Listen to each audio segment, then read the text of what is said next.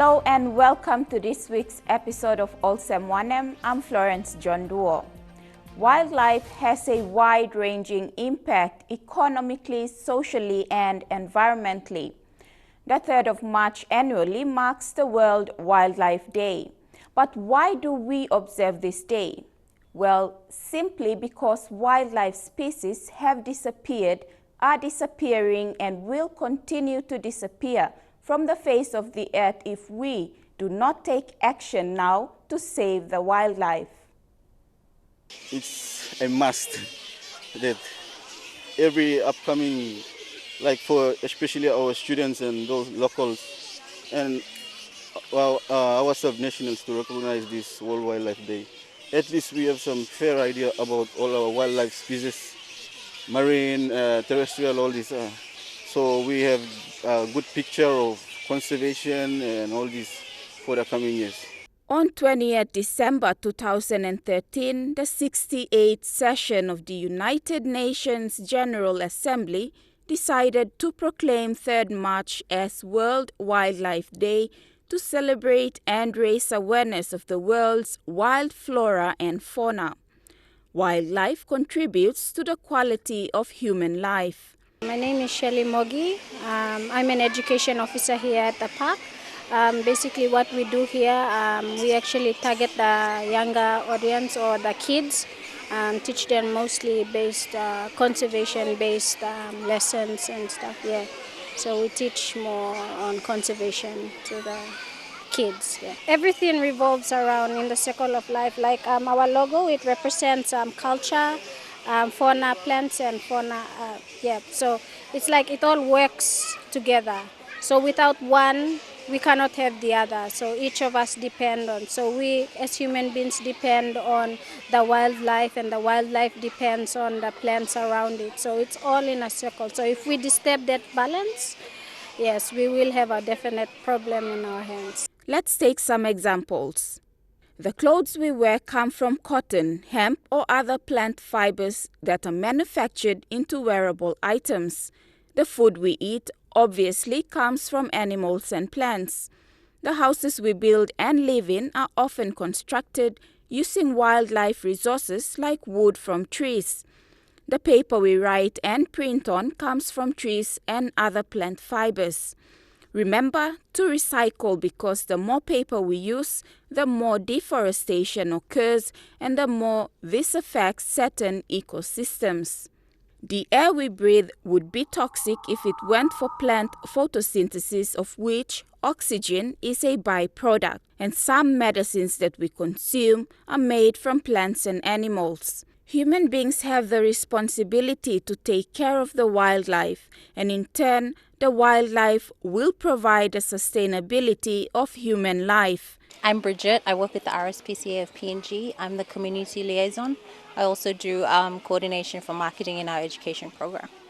Our campaign discourages buying wildlife off the streets, because when you stop buying, then you also stop the demand for catching and selling the animals. And we do that with 2 of our posters that we've got. So we've got Stop the Sale of Native Wildlife and just discouraging people from buying wildlife.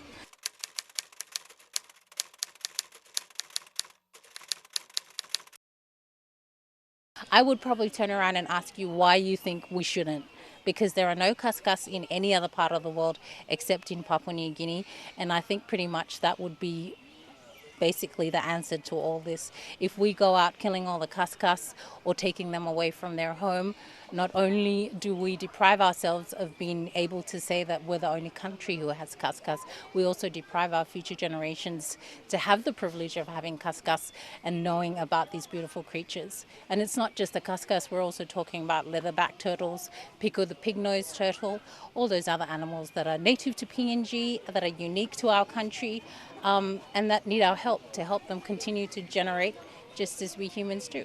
The PNG government of the day has plans in place to step in and help with wildlife preservation. One area that I'll be looking at is working with the Department of Environment and Conservation to assist them in creating national parks, wildlife management areas, where we protect areas in conjunction with the landowners, protect areas for looking after them for our future generations, protecting areas for particular wildlife sanctuaries and animals. We are already working on one, as an example, is the Tonda Wildlife Management Area in the Western Province.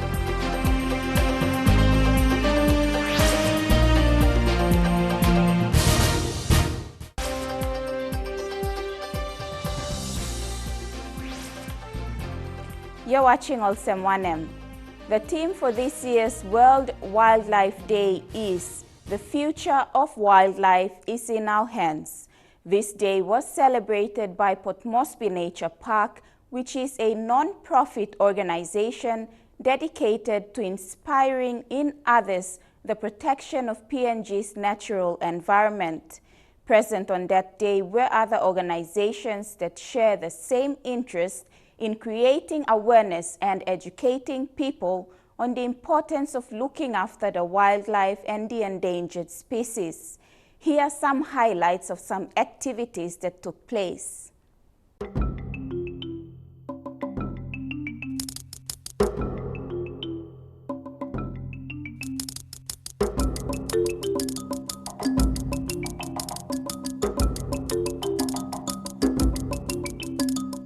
In Papua New Guinea, we have some endangered species such as Piku, the pig-nosed turtle.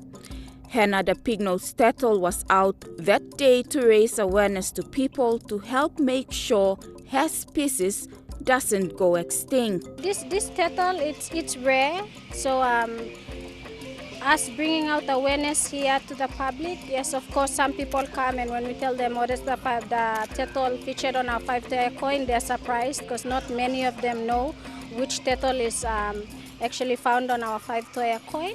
Piku pig-nosed turtle, we actually here at the park, we have a startup program. So our startup program, we actually brought in 47 hatchlings from the Kikori River, Piku turtles, pig-nosed turtles. And we have a lab here where they are stored, and we have a handler, the animal keeper, that actually feeds them, actually takes down data, and mostly monitor them. So what we actually do, our program is to help the Piku turtle, because in the wild they have a 1% chance of growing to maturity, whereas here at the park, 30% survival rate for the hatchlings. So once they come of adulthood, we actually send them back to the Kikori Delta, to the landowners that our conservation families there. So we send them back there, they tag them, that's where they tag them, and then they release them back into the wild. Organizations that gathered at Nature Park to mark the World Wildlife Day had one thing in common: protecting and conserving our wildlife. I'm Ms. Sina Jeffrey. I work with the WWF International as the Kikori Project Officer. Actually, the whole PNG program is focused on both marine and terrestrial programs. And for the Kikori program that I work for, we are more based or focused on species, flagship species like pig-nosed turtles and dolphins, tree kangaroos, and other species, including orchids and terrestrial species. And we also focus on protected areas, conserved areas within the Kikori River Basin. And we also focus some of our activities on environmental footprints and sustainable livelihood projects, ecotourism. Apart from doing conservation work, we would like to see local communities being benefited from the conservation projects that we implement on the ground. So we look at projects linking conservation to sustainable livelihood programs, projects that are more beneficiary to the local communities. The RSPCA of Papua New Guinea works very closely with Port Moresby Nature Park in rehoming animals. Our relationship with Nature Park is based on wildlife creatures. So for those that have been either rescued, abandoned, or that have been surrendered to our clinic, because our facilities cater for domestic animals, so for the wildlife ones, we work with Port Moresby Nature Park to have them either rehomed or rehabilitated and released back into the wild. What we're doing here today is basically talking about the RSPCA's contribution to talking about conservation of wildlife, and we do that through our education program. 2 lessons that we bring out to the schools within NCD. One of them talks about responsible pet ownership and features our puppet One Top, which a lot of the little kids know. The one that talks about wildlife conservation is called Coco's Story, and that one is designed for older children in primary school, so from ages maybe 12 upwards or 10. And we talk about getting children to think about whether they should buy wildlife from the streets or what they can do to help wildlife. The purpose of here this morning is to come in with this day as part of the National Fisheries goals or aims for the sustainability of marine resources. We have to do awareness for make aware all those, especially students coming in today, to at least see the importance of marine stuff. I'm somebody who's doing my part to help our country become to that stage where we can all be wildlife heroes and say that we're proud to be wildlife heroes. But I can say that I am proud to work for the RSPCA and to be associated with Port Moresby Nature Park in bringing about awareness, not only just for wildlife but for all animals in the country.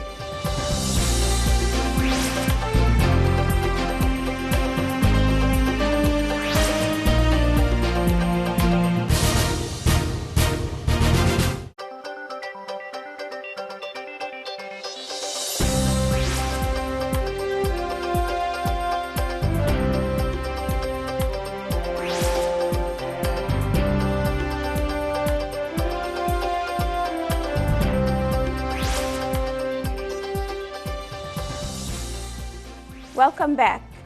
The expressions that appear on a person's face upon seeing an animal that is so dear to him or her is invaluable. People love animals. We now ponder on the question about the endangered species that PNG has and how unfortunate the future generation of PNG will be if these species die out, leaving them without the chance to see these animals with their own eyes. Papua New Guinea is at the verge of losing some of the most unique species of animals. This must be a worry for all Papua New Guinean citizens, and we must all work together to protect the wildlife that is so unique and exquisite that cannot be found anywhere else in the whole world. People taking for granted the vast unique wildlife that we have in the country only contributes to the rapid rate at which animal species are vanishing. The Olsem Wanem team met up with some children who went to the Port Moresby Nature Park to celebrate and learn more about PNG's wildlife and the importance of looking after our wildlife. They tell us about the animals they love. My name is Jemima and I love birds because their feathers are so colorful and it's attractive to me, especially the bird of paradise and the parrots. My name is Nikki. I love butterflies because they are colorful. My name is Lona and I like the bird of paradise because I like the what color she or he attract my eyes. My name is Katrina and I like kangaroos because they're really nice and they're really friendly. My name is Sylvia. I like crocodile because it's my culture. My name is Christina and I like parrots. They are very colorful. I love parrots because they have colorful feathers.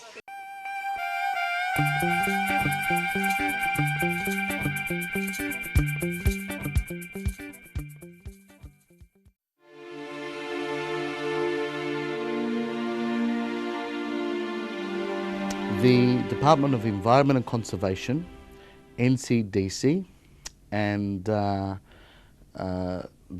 Adventure Park out at 14 Mile all joined together to help in a conservation breeding program of our native fauna, especially the birds of paradise and our tree kangaroos, which are totally unique and endemic to our country and found nowhere else in the world. Chime Long Zoo is privately owned and government-backed by a billionaire named Mr. Zoo, for all names and purposes, so he's in the right field. He has one of the biggest conservation parks and zoos in the world in Guangzhou in China, called Chime Long. And with that, we last year we sent over birds of paradise and tree kangaroos for the first time ever in a conservation breeding program. This is to protect our species for our future generations. This is like having a bank of animals elsewhere, just in case all of ours die here or get destroyed here in Papua New Guinea. And that's what zoos are all about, to protect and to preserve our flora and fauna throughout the world.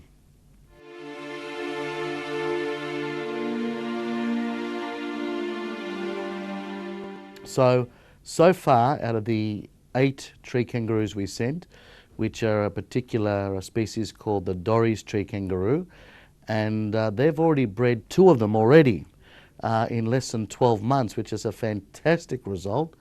The birds of paradise, the Ragianas and the Proteas, are now nesting and getting their plumage and settling in very well to their new environment in China. I must make this very clear. The deal is that every single animal we sent over to China are still the state property of Papua New Guinea. They cannot be sold, they cannot be removed unless they have full permission from our government. With that as well, anything that they breed is also the sovereign state of Papua New Guinea. So it's not as though our animals are being sold or swapped or removed. They are there in China in this world-class facility to be bred for future generations to admire and to enjoy and to conserve our very rare animals that we haven't got the facilities or the know-how to do so here.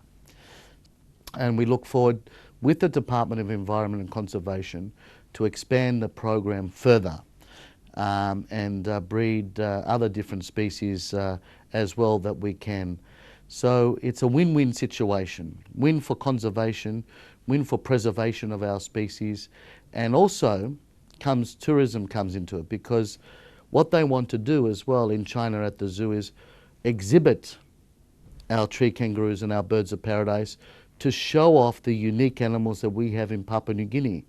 And with that, we're working with them to set up fantastic displays, interactive displays with our animals, promoting our country. So what you see in China, you'll see 10 times more in Papua New Guinea.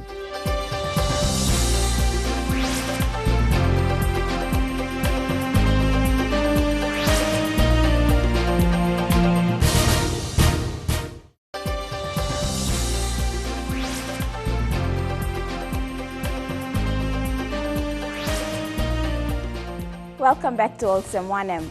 Papua New Guinea has the potential for ecotourism with the vast and unique wildlife that we have. Ecotourism is more than just a walk through the rainforest. In this segment, we highlight how ecotourism can benefit the local Papua New Guineans whilst conserving the wildlife and protecting the flora and fauna that we have.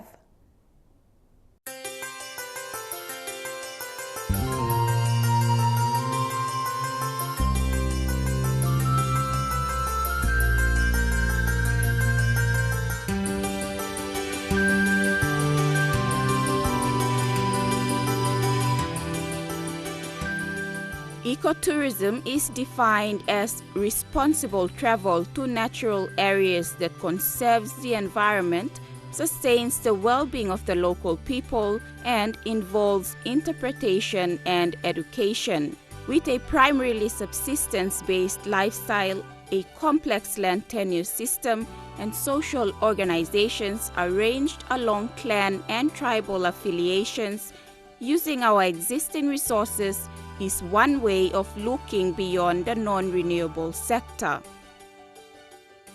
Ecotourism is the number one attraction. We have got so many rare flora and fauna, our birds of paradise, our orchids, our tree kangaroos, all our wonderful different species of plants and animals that attract people from all around the world. They're so interested to see them. Our natural environment is still basically 70% untouched. So having this unique opportunity to promote on ecotourism is much better than cutting down the trees and logging our forests when we can sell it and preserve it through tourism. And that's the key. Ecotourism is preserving and conserving our natural environment for our future generations. So let's make money from it through tourism and keep it there forever, I think is the most important thing as well. But I'll give you an example. Just recently I went on the German cruise liner that parked in Port Moresby and in the harbour, and the captain there said to me, he said, you know, we come to Papua New Guinea for the first time because we heard it's such an exotic, untouched location. However, despite having all these attractions for ecotourism in the country, the challenge to make aware and convince the locals to get on board and drive ecotourism forward still remains, telling them the benefits of how this industry will not only improve their livelihood but also protect and save their wildlife for their future generation. That is a huge challenge to convince our Papua New Guineans that have these national wonders and assets like their rainforest, their, say for example, their rivers, their creeks, their wildlife areas, their waterfalls and natural wonders, stopping them from destroying it for a quick buck, I think is the most important thing. And stopping them from ensuring that they have a future for their future generations of family members where they can live off their land knowing that they can promote their land, make some money and still keep it as it is and not destroy it. It's for us to also go out there and educate them to say, look, this rainforest, if you chop it down tomorrow, you might get a couple of 100,000 kina for the timber. But at the end of the day, what have you got after that? Nothing. Well, with ecotourism, if we promote it properly and do it properly, you can make money every year by leaving it as it is and just promoting these particular areas in respect to ecotourism. Can be like for bird watching tours, just trekking. Many different products can be sold using the natural wonders we have for the benefit of tourism, which does not destroy the environment. Showcasing Papua New Guinea's diverse cultures and traditions to the visitors is a bonus for the ecotourism industry in Papua New Guinea. In the world is more excited to see a Huli Wig man or a Simbu in full regalia or a Trobriand Islander in their full traditional dancing and bilas. What we have is so unique. We haven't even seen the opportunity of what we can do with it. We take for granted our cultures and our traditions. We mustn't do that. They are the most important thing that we have as a natural asset to our people. Where do we fall back onto? We fall back as Papua New Guineans onto our culture, onto our traditions. And that's very important. We must never lose it. So let's promote it, let's enhance it, and let's get it out there to the rest of the world to show how unique our country is.